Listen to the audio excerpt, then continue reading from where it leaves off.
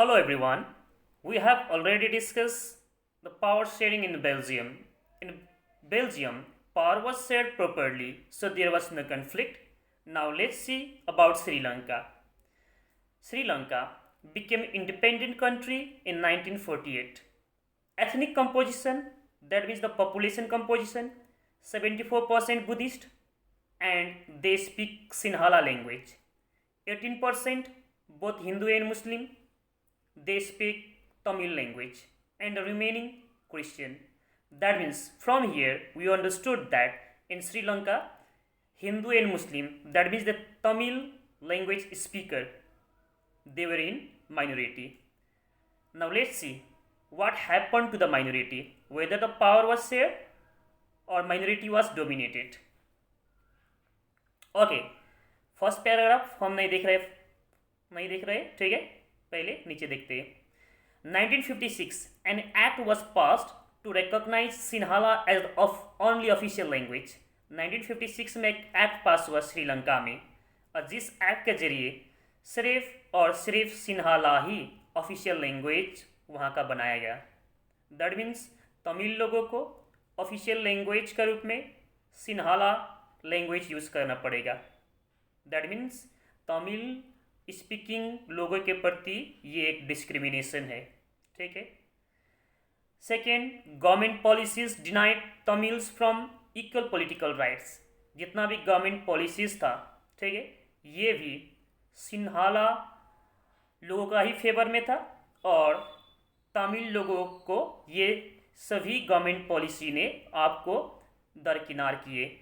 तमिल लोगों को कोई भी बेनिफिट देने का काम नहीं किया। Third, Tamils were discriminated in getting job जो गवर्नमेंट जॉब देते हैं उसमें भी देखेंगे, और साथ बाकी जो भी फैसिलिटी गवर्नमेंट की तरफ से मिलता है इसमें भी आपका तमिल लोगों को डिस्क्रिमिनेट किया गया। दैट मीन्स यहाँ पर पावर शेयरिंग किसी भी तरह से नहीं दिखाया गया। यहाँ पर सिर्फ और सिर्फ जो मेजोरिटी में था वहाँ पर सिन्हाला लोग, उन्हीं लोगों का चलता था। तो इसी तरह का नीति को कहते हैं मेजोरिटेरियनिज्म, ओके, इन श्रीलंका। तो ये मेजोरिटेरियनिज्म क्या है? तो अ बिलीफ, ये एक विश्वास है that the majority community should be able to rule in whichever way it wants.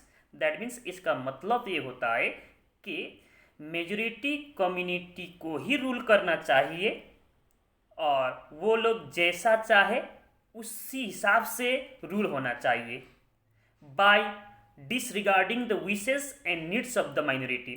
Minority का नीड जो होती है, आवश्यकता जो होती है, माइनॉरिटी का विशेष जो होती है, इच्छा जो होती है, उसका विपरीत ही क्यों न हो, किंतु राज ऐसा होना चाहिए, रूल ऐसा होना चाहिए, सिर्फ मेजोरिटी को फेवर करके ही होना चाहिए। इसी को कहते मेजोरिटेरियनिज्म, ओके। नाउ अब ऐसा होगा तो डेफिनेटली माइनॉरिटी जो तमिल्स लोग जो है, ये लोग को अच्छा नहीं लगा होगा, सो दे विल प्रोटेस्ट। हाँ, ये लोग आवाज़ उठाएंगे। तो आवाज़ उठाने के लिए क्या किए? Sri Lankan Tamils launch parties. श्रीलंकन तमिल्स ने पॉलिटिकल पार्टी सेटअप किए। क्यों सेटअप किए? Recognition of Tamil as official language, for recognition of Tamil as official language. Tamil को भी एक ऑफिशियल लैंग्वेज का दर्जा देना चाहिए, इसका डिमांड करने के लिए एक number. Second number, regional autonomy के लिए। दैट मीन्स इन लोगों को भी श्रीलंका में ही एक रीजनल गवर्नमेंट फॉर्मेशन करने का अधिकार दिया जाए, ताकि तमिल लोगों का एस्पिरेशंस को, तमिल लोगों का नीड्स एंड विशेस को फुलफिल कर सके। इसीलिए भी ये लोगों ने पार्टी लॉन्च किए, पार्टी फॉर्म किए।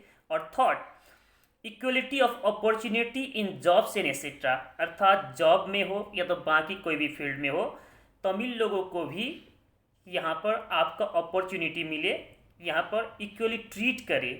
इसीलिए ये सारा चीज़ को फुलफिल करने के लिए ये लोगों ने पॉलिटिकल पार्टी बनवाए and demanded an independent Tamil Eelam, that means the state in Sri Lanka. और ये लोगों ने एक इंडिपेंडेंट स्टेट का डिमांड किए श्रीलंका में। किन लोगों ने? तमिल लोगों ने। तो क्या गवर्नमेंट इन लोगों का डिमांड को फुलफिल किया? शायद डिमांड को फुलफिल करता, जैसे कि बेल्जियम में हुआ, कम्युनिटी गवर्नमेंट फॉर्म हुआ, पावर का डिस्ट्रीब्यूशन इक्वल किया।